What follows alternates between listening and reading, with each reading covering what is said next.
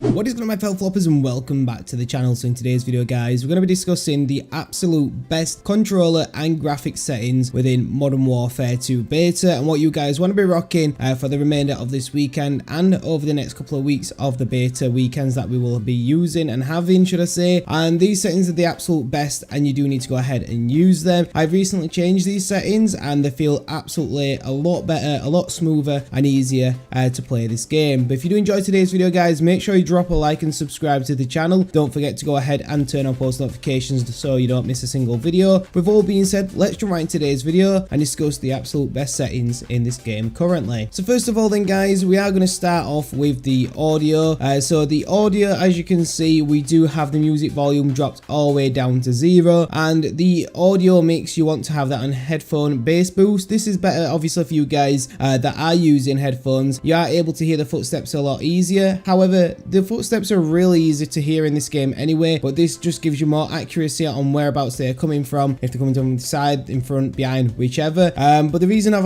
having the music volume all the way to the bottom is it gets really frustrating. Like if you're on a streak or something and some stupid music pops up, in game music, you don't want that in your ears. You need to be concentrating on the game, getting those kills, getting the nukes, getting leveled up. So I've always had the music volume on 0 because it's probably the most frustrating thing in the game. Likes of dialogue, volume, effects and all that kind of stuff, all that just stays the exact same. So make sure you guys are going ahead and using all of that. So next up then, guys, we are going to be having a look at the graphics. So you do want to go ahead and turn off world motion blur and weapon motion blur too. Now what this does is removes any of that blurriness when moving around, so it makes it more easier and cleaner to go ahead and see any enemies around yourself. So you need to make sure you go ahead and turn these off. It can be really frustrating, guys, in all honesty. Yes, it makes it feel more realistic, fine, fair enough, but in all honesty, if you want to go ahead and play well in this game, it's going to be extremely frustrating. Then you want to go ahead and turn film grain all the way down. I think it's preset at like 50 or something, I'm not too sure, but you want to go ahead and turn that all the way down to 0. Now what this does, it gets rid of any of the noise in the game, any of the graphic noise, should I say.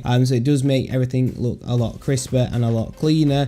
Depth of field, once again, a bit like the motion blur, you want to go ahead and turn that off. Does cause a lot of issues when trying to focus on people you know, in the game. And then you actually want to go ahead and turn on this, the fidelity fix cast, or however you say that. I'm not too sure how you go ahead and say that, it's so weird. But anyway, you want to go and turn this on and then turn this all the way up to 100.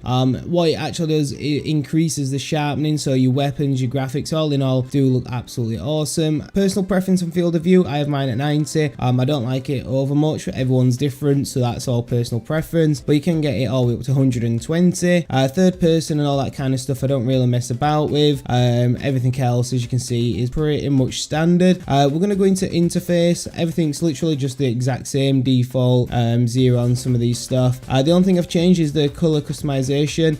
Filter 2 just makes the colors pop a lot more, makes it a lot better. You can change the colors there, as you can see, if you team party yourself. That's all personal preference as well.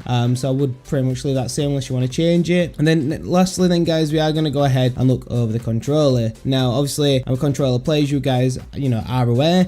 So we are going to be playing tactical because I don't have a scuff currently at the moment. So it just allows you to drop shot with your right analog stick. And then my settings for the sensitivity, we do have 6 on both, which I just feel extremely comfortable. And that's pretty much it on the controller. But if you head over to the advanced, you can actually go ahead and see what I've got in here. So target aim assist, obviously you want that on. Black Ops and linear, I do prefer them. I feel like it's a lot better. It feels like the Black Ops game, and the aim assist is a lot more smoother and comfortable to use. Everything else is literally pretty much the same. Not really changed anything on there, as you can see. I wouldn't really recommend changing anything unless you got personal preferences on anything on there, but I would recommend just sticking with that. That's pretty much it, guys. There's no other settings I can really show you. They are all the settings. If you want keyboard and mouse settings, it's just simply something I don't use, so I can't really tell you what to go ahead and use on there. If you've enjoyed today's video, guys, drop a like, subscribe if you're new, turn on post notifications. As always, guys, I'll catch you on the next video.